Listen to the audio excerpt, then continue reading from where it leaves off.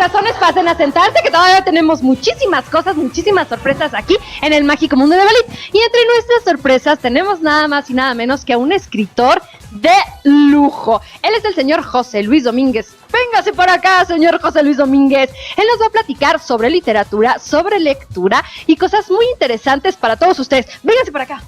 Pásele. Buenos días, buenos días. Muy buenos días, José Luis, ¿cómo estás? Muy bien, gracias Gaby por invitarme a tu programa, a este programa matutino maravilloso, donde hay niños y hay fantasía y hay imaginación, ¿verdad, niños? Son los reyes de la imaginación, ¿verdad? Ok, José Luis, platícanos un poquito sobre tu trayectoria. ¿Cómo empezaste a escribir? ¿Desde cuándo estás escribiendo? Bueno, yo empecé a escribir en secundaria, hacía versitos para mis amigas que tenían un novio y que perdían con él, y lo decía yo, ¿cómo las puedo consolar a mis amigas? Y les hacía unas cuartetas o una especie de rimas en donde narraba su historia trágica y ella un poquito se consolaba, ¿no? Con la historia que les contaba, donde a ellas les iba muy bien y a los galanes que les habían dejado les iba muy mal. Entonces, o sea que podemos decir que tu carrera empezó siendo un celestino. De alguna manera, secretamente yo estaba enamorada de esas amigas, pero pues no les iba a decir eso. Pero me sentía incómoda, bueno, no les podía decir nada porque eran mis amigas. Ok, José Luis, ¿y qué historias te gusta escribir y te gustaba cuando eras niño? Bueno, cuando era niño leía muchos cómics, leía Calimán y las aventuras de Calimán, leía El Charrito de Oro, que era una especie de niño con una pistola y una máscara y en un caballo grande que galopaba por todos los rumbos, ¿no? Y hacía justicia, ¿no? Hacía actos justicieros. Era un niño muy imaginativo y en ese tiempo en la plaza pública rentaban cuentos ilustrados o con dibujitos en donde uno podía no solamente ir leyendo lo que le pasaba a los personajes, sino ir viéndolos, que esa era una forma de lectura un poquito aproximada a la cuestión visual, ¿no?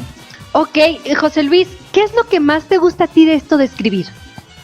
Pues sobre todo cuando estoy creando personajes que parecen cobrar vida en la página en blanco y luego son muy verosímiles, es decir, son muy creíbles y les pasan cosas como a todos nos pasan igual, y luego cómo van creciendo las tramas y se va haciendo un clímax, es decir, la aventura va creciendo en emoción y luego ya hay una especie de clímax y hay un final, ¿no? Como todas las historias que a uno le gusta inventar para los lectores posibles, ¿no? Que nos esperan después de publicarse el libro. Oye, José Luis, entonces, al ser escritor tú tienes la facilidad de crear todos estos mundos que a veces uno quisiera leerlos en alguna parte y que no están, y bueno, dices, los voy a escribir.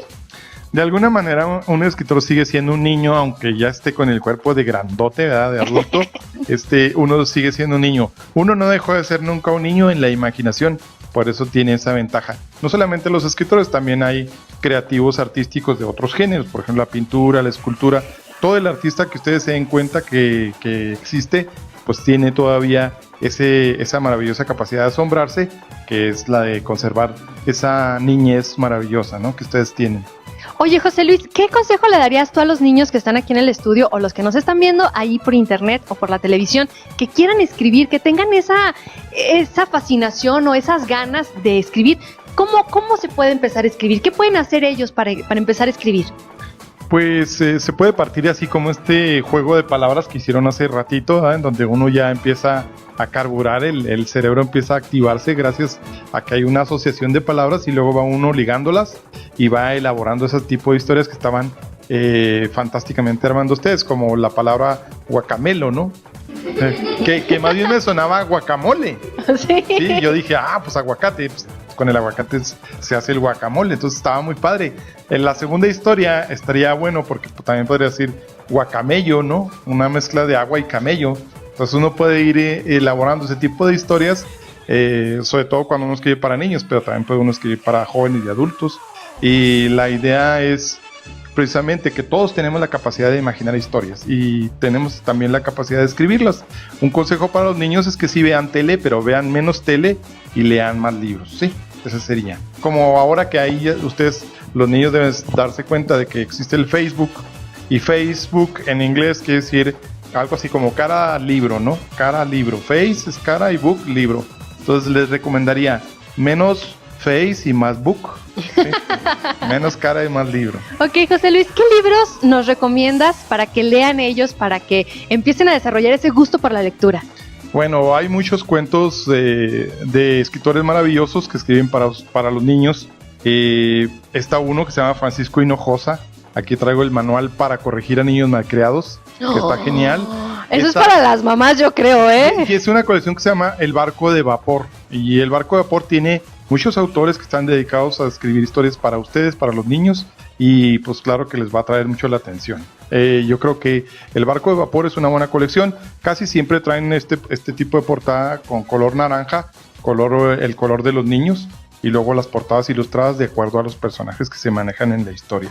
También les puedo recomendar cuentos en verso para niños perversos, ¿verdad? De Roald Dahl. Roald Dahl, igual que Francisco Hinojosa, son autores que están enfocados a la escritura de cuentos para niños, que son divertidísimos y además te enseñan muchas cosas a la vez.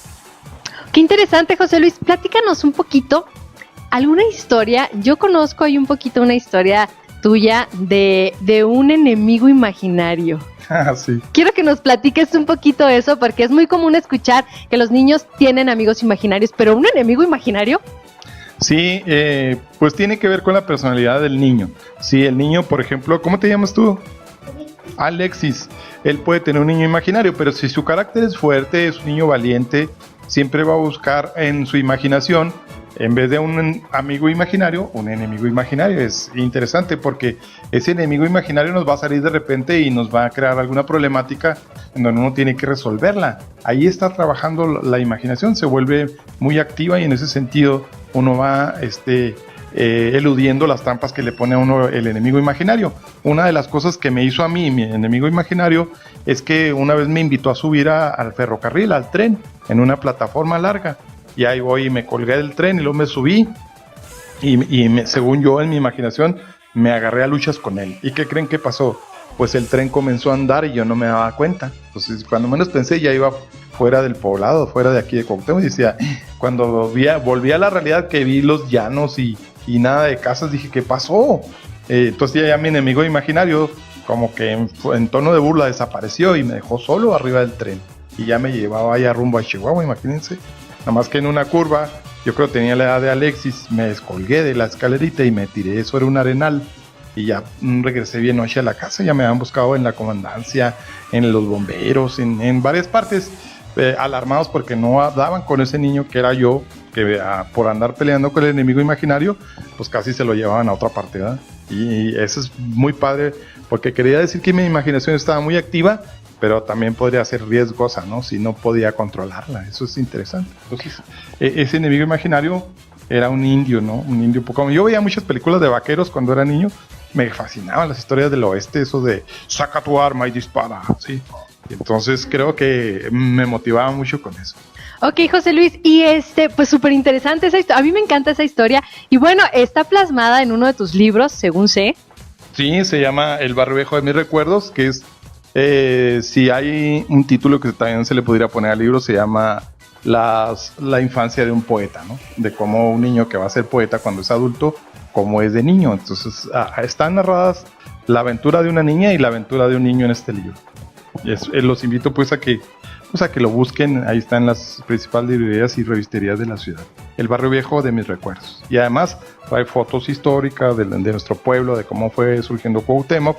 Y es parte pues de esa tradición histórica, ¿no?